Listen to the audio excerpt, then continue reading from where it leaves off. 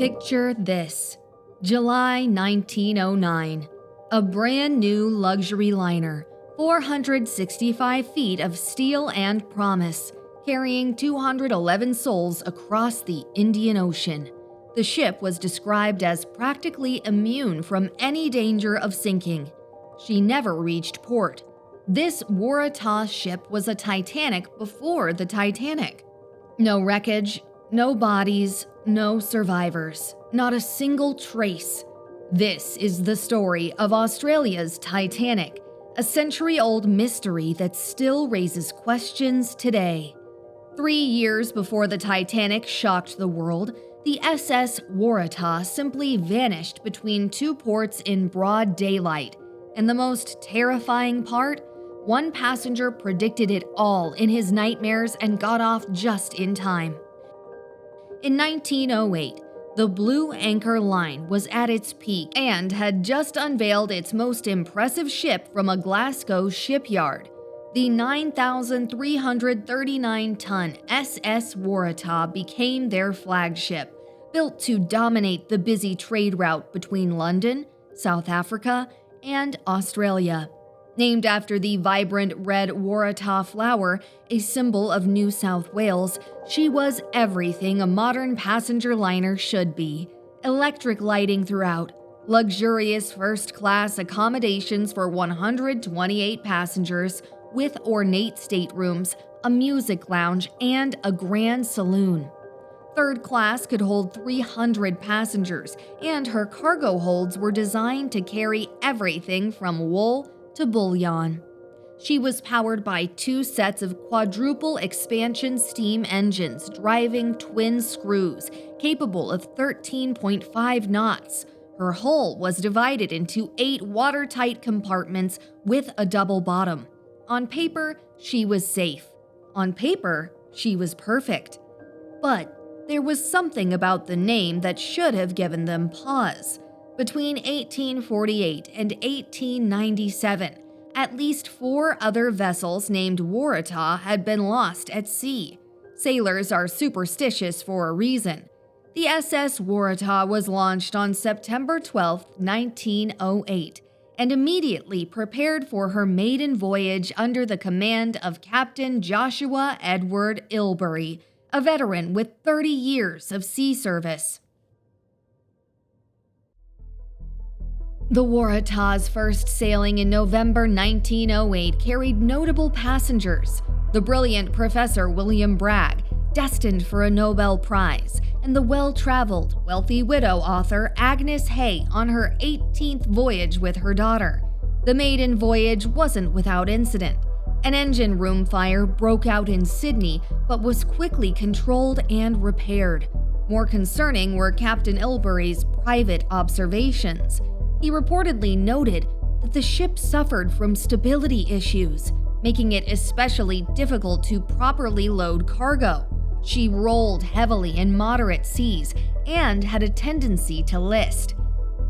But Ilbery was an experienced captain. Whatever concerns he had, he deemed the Waratah safe enough to sail again. After all, she'd passed every inspection, from her builders, her owners, the Board of Trade, and 2 separate inspections from Lloyd's of London, which gave her their top rating. The Waratah completed her maiden voyage and returned to London on March 7, 1909. What happened next was beyond anyone's worst imagination.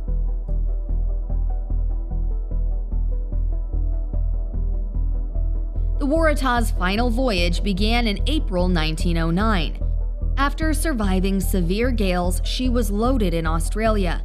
There were thousands of tons of bullion, metal, wool, and coal, nearly to capacity. Her owners later lied about the ship's true weight. On July 7th, she departed for South Africa. On board, among the passengers, was Claude Sawyer. Here, the story twists toward the ominous.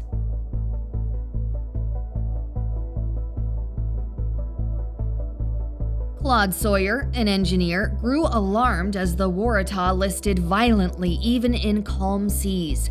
Haunted by nightmares of a specter calling the ship's name from blood-red waves, he begged fellow passengers in Durban, including Agnes Hay, to disembark with him. No one listened. On July 25, 1909, he alone left the ship, cabling his wife, thought Waratah top-heavy. His final nightmare, days later, depicted a colossal wave capsizing her. He was safe. The Waratah sailed on with 211 souls into oblivion.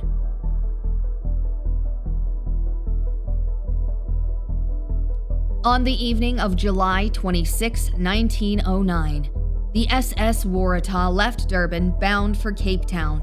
She was expected to arrive on July 29th. The last confirmed sighting came from the steamship Clan MacIntyre in the early morning of July 27th. The two vessels exchanged signal lamp messages around 4 a.m. off the eastern Cape of South Africa, near the mouth of the Mabashe River. The faster Waratah overtook the older steamer, and by 9:30 a.m., she had disappeared over the horizon. By midnight on July 27th, the captain of the Clan MacIntyre reported facing some of the worst weather he'd seen in 13 years at sea. A brutal storm had taken over, bringing gale-force winds and massive towering waves. Earlier that day, strange sightings were reported. Around 5:30 p.m., the captain of the SS Harlow spotted a distant steamship releasing huge clouds of smoke, followed by two powerful flashes on the horizon before the lights vanished. Later, at about 9:30 p.m., the passenger liner Guelph tried to signal another ship through the storm. Visibility was so poor that they could only read the final three letters of its name, T-A-H. And then, nothing. The SS Waratah never reached Cape Town. She was never seen or heard from again.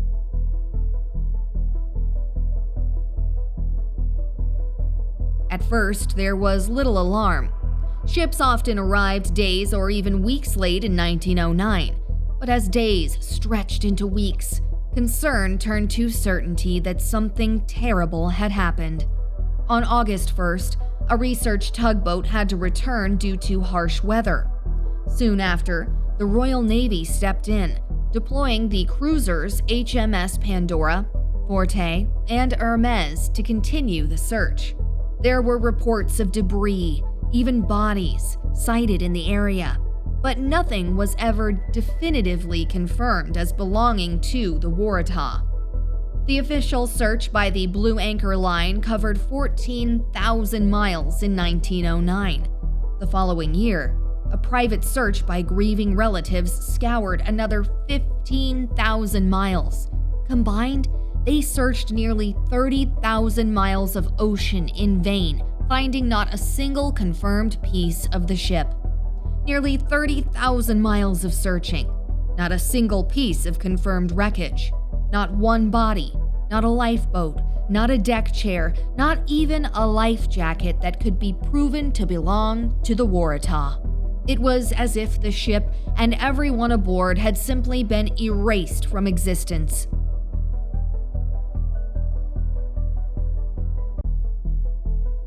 The 1910 Board of Trade inquiry lasted 14 months, but found no clear answers.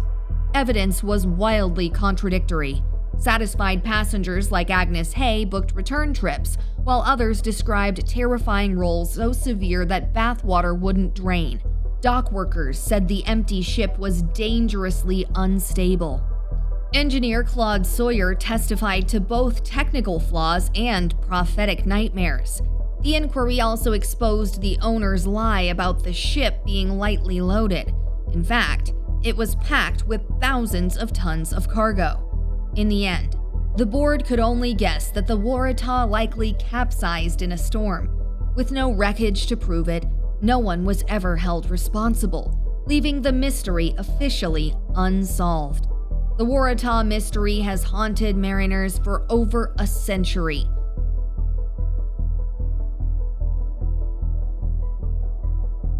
Over the decades, theories have multiplied like shadows.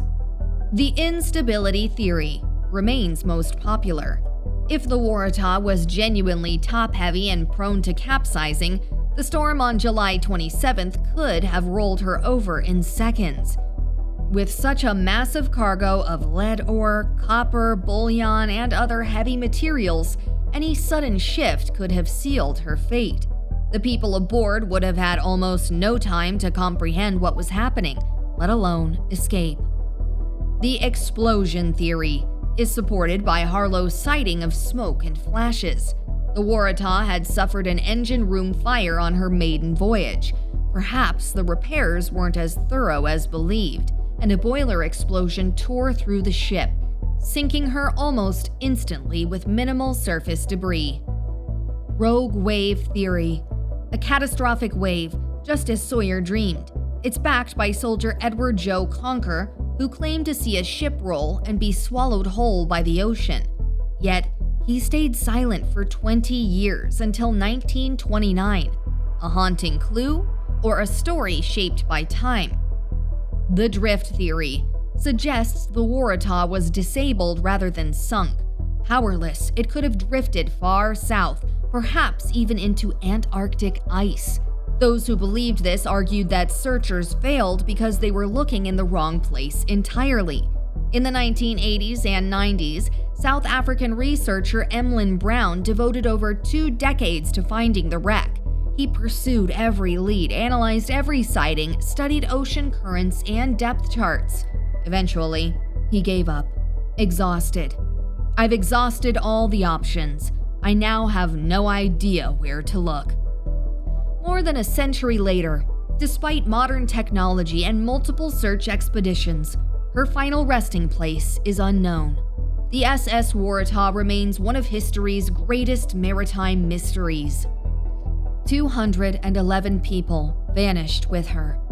There was the crew, many with families waiting at home. There were passengers seeking new lives, returning to loved ones, or simply traveling for business. All of them were assured they were sailing on a safe, modern vessel. All of them trusted the inspections, the certifications, the reputation of the Blue Anchor Line. The disaster brought the Blue Anchor Line to an end. Their name was ruined, their fleet sold to P&O, and the company faded away, its proud flagship becoming its final legacy. What truly happened on July 27, 1909, may never be known. Whatever happened to the SS Waratah lies where the ocean refuses to speak. And maybe that's the point. The most frightening stories are the ones without answers, reminders that no matter our technology or confidence, the sea is never truly conquered. When it takes something, it doesn't always give it back. Design flaw, act of God, or fatal explosion? Judge for yourself. Subscribe for more untold stories.